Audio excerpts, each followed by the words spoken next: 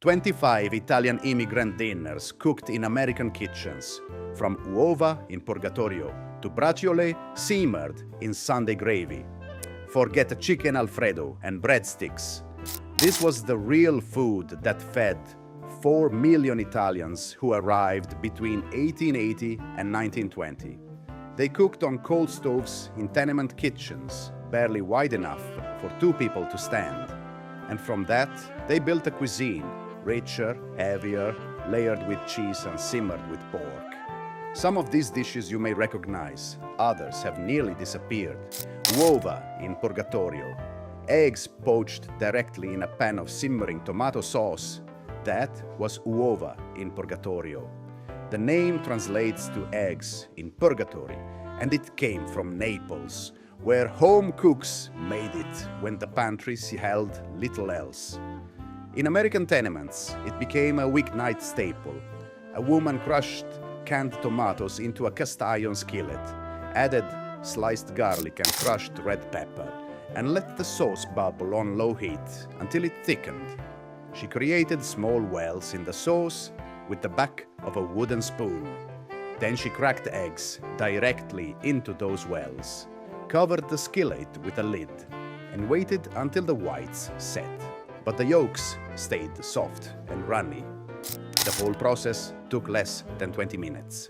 The dish required no meat, no expensive cheese. A loaf of crusty bread for dipping completed the meal. 10 cents for eggs, 5 cents for tomatoes, about $2 today. Who remembers their grandmother making this on a cold weeknight?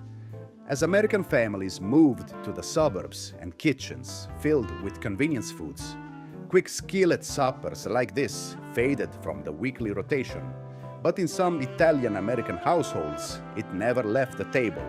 The next dish also started with a pan of sauce, but what went inside changed everything. Braciole in Sunday gravy, thin slices of beef, pounded flat, rolled around a filling of breadcrumbs, garlic, parsley, and grated cheese. That was braciole. Each roll was tied with kitchen string, browned in a heavy pot, then simmered in tomato sauce for hours. In southern Italy, braciole appeared only at celebrations. In America, it became the centerpiece of Sunday dinner. A woman spread filling across each pounded slice, rolled them tightly, tied them at both ends, and browned the rolls in olive oil. She added crushed tomatoes, a bay leaf, and a splash of red wine. The braise continued on low heat for 2 to 3 hours. The sauce was never wasted. Families ladled it over pasta as a first course, then served the sliced meat as a second. A pound of bottom round cost about 15 cents in 1910, roughly $4.50 today. As fewer home cooks had time for all-day braises, Sunday dinner shortened. The braciole pot sat unused, but some dishes from the Sunday table required no hours of simmering, just a hot skillet and a handful of clams. Linguine with white clam sauce, fresh clams, garlic, white wine, olive oil and parsley, tossed with hot linguine and nothing more. This was linguine with white clam sauce, and it came from the Neapolitan coast. In New York, Italian immigrants found clams, cheap and plentiful, at the Fulton Fish Market. A woman scrubbed the shells clean, steamed them open in a covered pot, then sautéed minced garlic in olive oil until it turned golden. She added the clam liquor, a splash of wine, and let it reduce. The cooked clams went back in at the end, just long enough to warm through. The dish appeared on Friday tables during Lent and on any night when meat was scarce. A dozen little neck clams cost about 10 cents, around $3 today. In 1907, a study of New York tenements noted that Italian families spent over 50% of their income on food, compared to just 30% for native-born Americans. As fresh seafood became harder to source outside coastal cities, and as supermarkets replaced neighborhood fish markets, white clam sauce grew rare in home kitchens. The next dish also came from the Friday tradition, but it swapped the sea for the garden. pasta e ceci. Chickpeas simmered with garlic, rosemary and tomatoes, then mixed with short pasta. That was pasta e ceci. In Rome, it was peasant food. In American tenements, it was a Friday staple when meat was forbidden and fish was too expensive. A woman soaked dried chickpeas overnight, then simmered them for hours until they turned creamy. She mashed half of them into the broth to thicken it, left the rest whole for texture. Short pasta, ditalini or broken spaghetti, cooked directly in the pot, absorbing the starchy liquid. A pound of dried chickpeas cost about 5 cents. The entire pot fed a family for less than 15 cents, under $4 today. As canned chickpeas and prepared soups filled grocery shelves, the all-day soak and simmer fell out of favor. But when Friday gave way to Saturday, the real cooking began, and no dish announced the weekend like the next one on our list. Chicken cacciatore, chicken pieces browned in olive oil, then braised with tomatoes, onions, bell peppers, and herbs.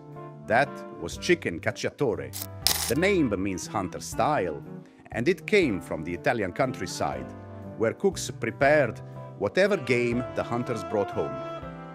In America, chicken replaced rabbit or pheasant.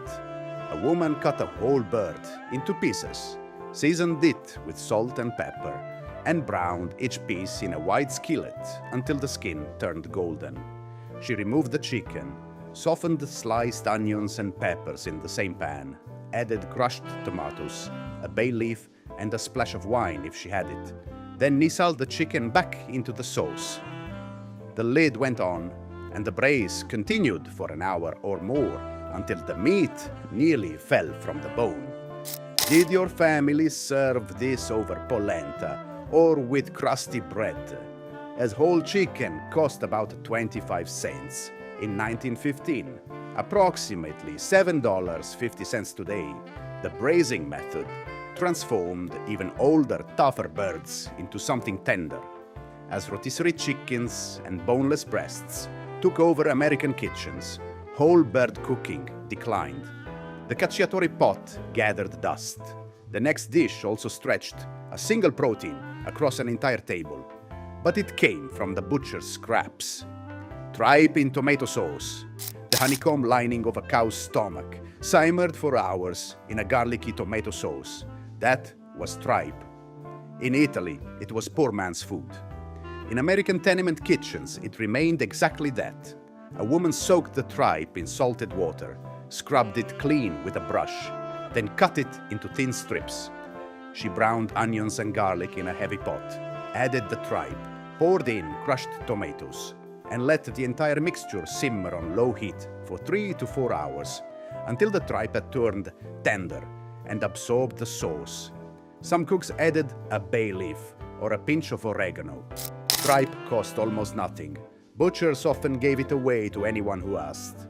Even at its most expensive, it ran about 5 cents a pound. The finished dish stretched to feed a large family. By 1910, over 2 million Italians lived in New York City alone, more than in Venice, Florence, and Genoa combined. As second and third generations moved up economically, organ meats lost their appeal. Tripe became something grandmothers made, then something no one made at all. But offal was not the only way immigrants stretched a meal. Vegetables did the same work, and none more so than the next dish, escarole and beans.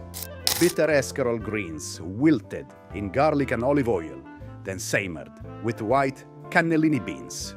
That was scarola e fagioli. In Naples, it was peasant food. In America, it was a complete meal. A woman trimmed the escarole, washed it in several changes of water, and chopped it roughly. She heated olive oil in a wide pot, added sliced garlic, and cooked it until golden. The wet escarole went in next. The water clinging to the leaves created steam. Once the greens wilted, she added cooked beans and enough broth to make it soupy. The dish required no meat. A head of escarole cost about 3 cents. A pound of dried beans cost 5. The entire pot fed a family for less than 15 cents total, under $4 today. As American produce aisles shrank their selection of bitter greens, and as canned soups replaced homemade escarole and beans became a regional memory, some families still make it every Christmas Eve. Do you? The next dish, you also built a meal from vegetables and starch, but it came from northern Italy, not the south. Polenta with sausage and peppers. Cornmeal stirred slowly into boiling water until it thickened into a golden porridge. That was polenta. Topped with browned sausage links and sautéed bell peppers, it became a complete meal. In northern Italy, polenta replaced bread as the daily starch. Immigrants from the Veneto and Friuli brought the tradition to America, where cornmeal was cheap and plentiful. A woman brought salted water to a boil, then poured in cornmeal in a slow stream while stirring constantly. She stirred for 30 to 40 minutes, scraping the bottom of the pot to prevent scorching, until the polenta pulled away from the sides. Meanwhile, sausage links browned in a separate skillet alongside sliced peppers. A pound of cornmeal cost about 4 cents. Italian sausage ran about 12 cents a pound. The entire meal cost less than 25 cents, around $7 today. As quick cooking polenta appeared in stores, and as rice and potatoes dominated American tables, the slow-stirred version became rare. But cornmeal was not the only starch Italian women shaped by hand. The next dish required something far more delicate. Homemade ravioli in broth. Small pillows of pasta dough filled with ricotta and spinach, then floated in clear chicken broth. That was ravioli in brodo. It appeared at holidays, weddings, and on Sundays when the family had the time. A woman mixed the flour and eggs into a smooth dough, kneaded it until elastic, then rolled it thin with a wooden pin. She spooned mounds of filling onto the sheet, folded the dough over, pressed around each mound to seal, and cut individual ravioli with a pastry wheel. The finished parcels rested on a flour-dusted cloth until the broth came to a simmer. The process took hours. Grandmothers and daughters worked side by side. A batch required about 30 cents worth of ingredients, $9 today. Between 1890 and 1920, Italian immigrants sent over $200 million back to relatives in Italy, often sacrificing meat at their own tables to do so. As frozen ravioli filled American kitchens, handmade versions became rare outside holiday tables. The next dish also featured stuffed pasta, but these parcels never touched broth. Baked manicotti, large pasta tubes filled with seasoned ricotta, lined in a baking dish, covered with tomato sauce and mozzarella, then baked until bubbling. That was manicotti. In Italy, cooks made similar dishes with crepes. In America, the tubular pasta version became standard. A woman boiled the manicotti shells until just pliable, drained them carefully to prevent tearing, then piped or spooned ricotta filling, seasoned with egg, parsley, and parmesan into each tube. She spread sauce on the bottom of an enamel baking pan, arranged the stuffed shells in a single layer, covered them with more sauce and sliced mozzarella, and slid the pan into a hot oven. The dish baked until the cheese turned golden and the sauce bubbled at the edges. Did your mother make these for Christmas Eve dinner? The dish required time, but not expensive ingredients. Ricotta cost about 10 cents a pound. A pan of manicotti for 8 cost under 40 cents total, around $12 today. As women entered the workforce and cooking time shrank, labor-intensive dishes like manicotti became reserved for holidays. Eventually, many families stopped making them entirely, but not every baked pasta required stuffing individual tubes. The next dish took a simpler approach. baked ziti with meat sauce. Tubular ziti pasta tossed with a slow-simmered meat sauce, layered with ricotta and mozzarella, then baked until the top turned golden and crispy. That was baked ziti. It fed crowds at church suppers, family gatherings, and Sunday dinners throughout Italian-American neighborhoods. A woman started by browning ground beef or crumbled sausage in a wide pot. She added crushed tomatoes, garlic, and dried oregano, then let the sauce simmer for at least an hour. Meanwhile, the ziti boiled until just shy of tender. She mixed the pasta with the sauce, spread half in a baking dish, dotted it with spoonfuls of ricotta, added the remaining pasta, topped everything with sliced mozzarella, and baked it until the cheese melted and browned at the edges. A pound of ground beef cost about 12 cents in 1915. The entire dish ran under 50 cents, approximately $15 today. As takeout Italian restaurants spread across America, homemade baked pasta declined. Ordering in became easier than baking. The next dish was even more forgiving, and it started not with meat, but with whatever vegetables the garden provided. Minestrone soup, a thick vegetable soup built from whatever the garden or market offered. That was minestrone. No two batches were alike. Carrots, celery, zucchini, green beans, tomatoes, cabbage, potatoes all went into the pot, depending on the season and what was available. A woman started with a soffritto, diced onion, celery and carrot, sautéed in olive oil until soft and fragrant. She added chopped vegetables in stages, starting with the firmest, covered everything with water or broth, and let it simmer until the vegetables turned tender. Near the end, she stirred in small pasta shapes or cooked beans to make the soup more filling. Italian immigrants kept backyard gardens wherever space allowed. Patches of tomatoes, peppers, basil and zucchini growing behind tenement buildings and row houses across the city. The entire pot cost about 20 cents, $6 today. It stretched across multiple meals and tasted even better the second day. As a canned soup filled grocery shelves, and as Americans lost the habit of daily cooking, homemade minestrone became rare. But some soups served a more specific purpose, like the next dish, which appeared every time someone fell ill. Pastina in broth. Tiny star-shaped pasta cooked in chicken broth, sometimes enriched with a beaten egg and a spoonful of grated cheese. That was pastina. Mothers made it for children, for the elderly, for anyone recovering from illness. A woman brought homemade or canned broth to a simmer, stirred in the pastina, and cooked it until the tiny shapes turned tender, usually 5 to 6 minutes. Just before serving, she beat an egg in the bottom of each bowl, poured the hot soup over it, and stirred quickly so the egg formed ribbons rather than clumps. A sprinkle of grated Parmesan finished the dish. A box of pastina cost about 5 cents. A bowl of this soup cost under 10 cents total, around $3 today.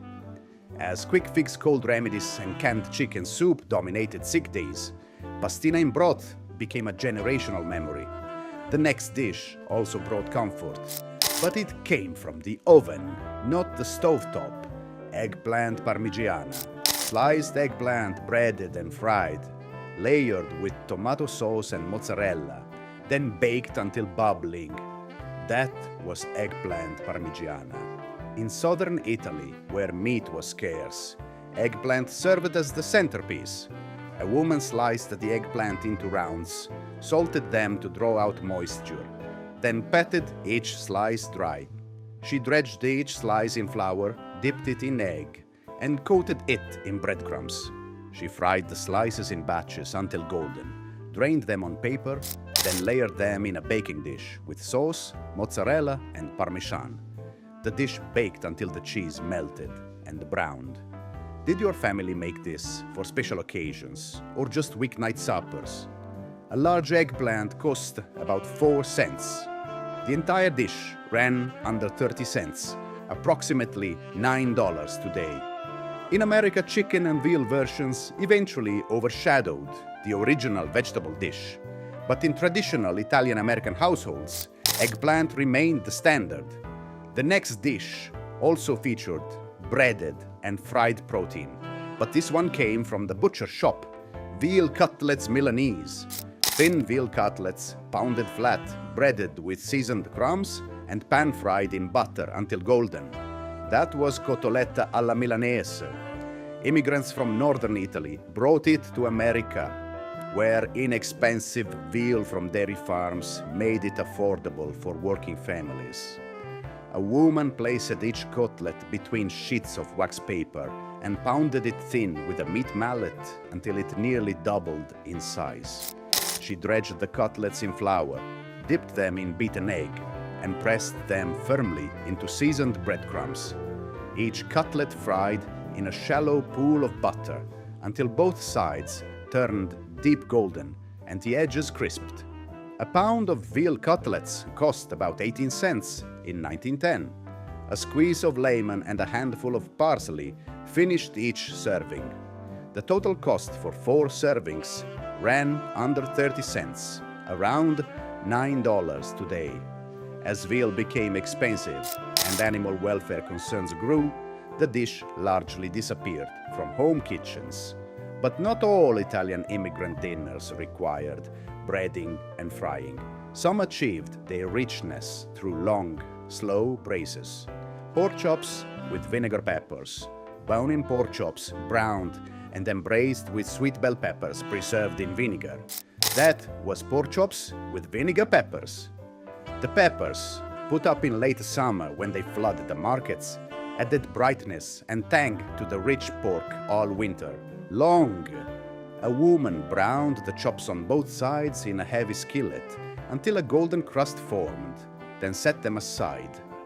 She added the sliced onions to the pan, let them soften in the rendered fat, then stirred in the jarred vinegar peppers along with their liquid. The chops went back in, the lid went on, and everything simmered until the pork turned tender and the sauce reduced to a glaze. Italian women preserved peppers, tomatoes, and other vegetables every August and September, filling pantry shelves with enough jars to last the winter. A pound of pork chops cost about 14 cents. A jar of home-canned peppers cost nearly nothing. The entire meal ran under 25 cents, around $7.50 today. As home canning declined and as boneless cuts replaced bone-in chops, this brace faded from weekly rotations. The next dish also relied on the pantry, but this one featured a protein that kept for months without refrigeration. Bacala with tomatoes and olives, salt-cured codfish soaked for days to remove the salt, then simmered with tomatoes, olives, and capers. That was bacala. It appeared on Christmas Eve, tables, and throughout Lent, when meat was forbidden. A woman soaked the stiff, dried fish in cold water for 2 to 3 days, changing the water several times each day to draw out the salt. Once rehydrated and pliable, she cut the fish into pieces, sautéed garlic in olive oil until fragrant, added crushed tomatoes, black olives, and capers, then nestled the fish into the sauce. The braise continued on low heat until the cod flaked easily with a fork. In 1920, Italian Americans consumed an estimated 3 million pounds of bacala annually, most of it during the Christmas season. A pound of dried salt cod cost about 15 cents. The entire dish ran under 30 cents, approximately $9 today. As fresh seafood became more available and as the strict observance of meatless Fridays declined, bacala fell out of favor. But Christmas Eve required more than fish. The next dish anchored the rest of the year. Lasagna, wide sheets of pasta, layered with meat sauce, ricotta, and mozzarella, then baked until the top blistered. That was lasagna. In America, The southern Italian version with tomato sauce and ricotta became standard. A woman made the pasta fresh or bought dried sheets from an Italian grocer. She spread sauce on the bottom of a deep baking pan, laid pasta sheets over it, spread ricotta, seasoned with egg and parsley, spooned more sauce over that, and sprinkled parmesan. She repeated the layers until the pan was full. Sliced mozzarella covered the top. The dish baked for 45 minutes to an hour. The pan rested 15 minutes before cutting. A full pan fed 8 to 10 people. The total cost ran about 50 cents in 1915, around $15 today. Did your grandmother use ricotta or bechamel in her lasagna? As frozen lasagna filled grocery, freezers, homemade versions declined. The next dish also layered pasta and cheese, but featured a filling few American children recognized. Stuffed shells with spinach and ricotta. Large conchiglie shells filled with ricotta, spinach, and parmesan, arranged in a baking dish, covered with sauce and baked. That was stuffed shells. The jumbo shells arrived in America already shaped, eliminating the need to roll and cut homemade pasta. A woman boiled the shells until just pliable, drained them carefully to avoid tearing, then piped or spooned, filling into each one. She spread sauce in a baking dish, arranged the filled shells open side up in neat rows, covered them with more sauce and sliced mozzarella, and baked until bubbling and golden. Frozen spinach, introduced in the 1930s, made the filling easier to prepare. Before that, women washed and wilted fresh bunches by the pound. A box of jumbo shells cost about 8 cents. A full pan ran under 40 cents, $12 today. As Italian restaurants added stuffed shells to their menus, home versions became reserved for holidays. But not every Italian immigrant dinner required a long bake. Some came together in a single pan. Sausage and peppers, sweet Italian sausage links, browned and then braised with sliced bell peppers and onions. That was sausage and peppers. Street vendors sold it at Italian festivals. Home cooks made it every week.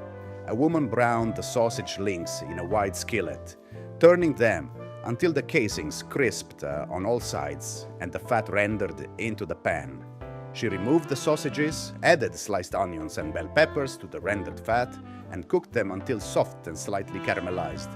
The sausages went back in, and everything simmered together until the flavors merged and the peppers turned silky. The dish appeared on Italian bread as a sandwich, over pasta, or alongside a mound of polenta. A pound of Italian sausage cost about 14 cents. The entire meal ran under 25 cents, around $7.50 today. As pre-made sausage patties replaced link sausage in American supermarkets, the traditional presentation declined. The next dish also came together quickly, but it relied on an ingredient many Americans had never tasted: pasta with broccoli, rabe, and garlic. Bitter broccoli rabe, blanched and then sautéed with garlic and crushed red pepper, tossed with orecchiette or penne. That was pasta with broccoli rabe. The vegetable, common in southern Italy, grew in Italian-American gardens across the northeast. A woman blanched the rabe in salted boiling water until just tender, then shocked it in cold water to stop the cooking and preserve the color. She sautéed sliced garlic in olive oil until fragrant, added the drained rabe, and tossed it with cooked pasta and a ladleful of the starchy cooking water to bring everything together. In the early 1900s, Italian vegetable vendors sold broccoli rabe from push carts on city streets, years before it appeared in mainstream supermarkets. A bunch of broccoli rabe cost about 5 cents. The entire dish ran under 15 cents, approximately $4.50 today. As American-produced sections expanded to include broccoli rabe, the dish gained wider popularity. but the original home-cooked versions remain distinct. Did your grandparents grow broccoli rabe in their backyard garden? The next dish also featured a bitter vegetable, but this one simmered in soup rather than a skillet. Italian wedding soup. Tiny meatballs, escarole or spinach, and small pasta floating in a clear chicken broth. That was Italian wedding soup. Despite the name, it had nothing to do with weddings. The Italian phrase minestra maritata refers to the marriage of meat and greens. A woman mixed ground beef and pork with breadcrumbs, egg, and parmesan, then rolled the mixture into marble-sized meatballs.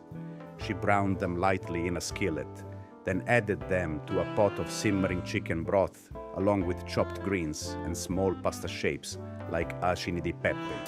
The soup cooked until the pasta turned tender and the greens wilted into the broth. Each bowl required only a handful of meat, stretched by broth and vegetables into a complete meal. A pot of wedding soup for 6 cost about 25 cents, around $7.50 today. As canned soups and deli counters offered prepared versions, homemade wedding soup became a holiday tradition rather than a weekly staple. The next dish also featured meatballs, but these were served without any broth at all. Spaghetti and meatballs. Large meatballs made from ground beef, pork and veal, simmered in tomato sauce and served over spaghetti. That was the dish that came to define Italian-American cooking. In Italy, meatballs were small and served alone.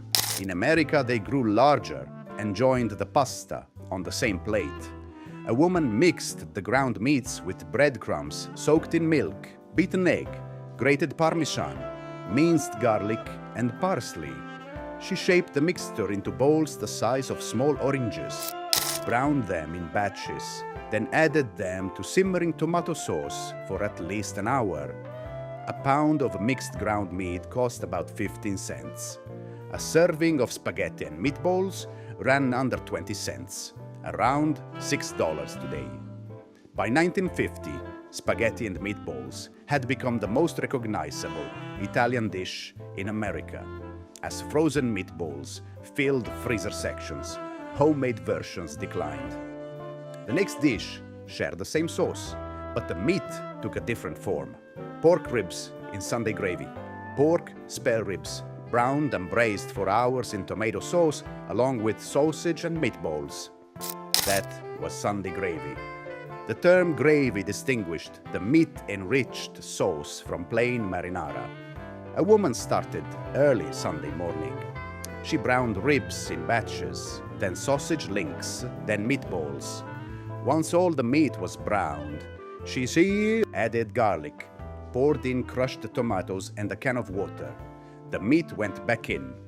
The pot simmered for 3 to 4 hours while the family dressed for church. The meat flavored the sauce flavored the pasta. The ribs fell from the bone.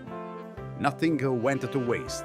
A pound of spare ribs cost about 10 cents. The entire pot ran under $1, approximately $30 today, but it fed a family of 8 for 2 days.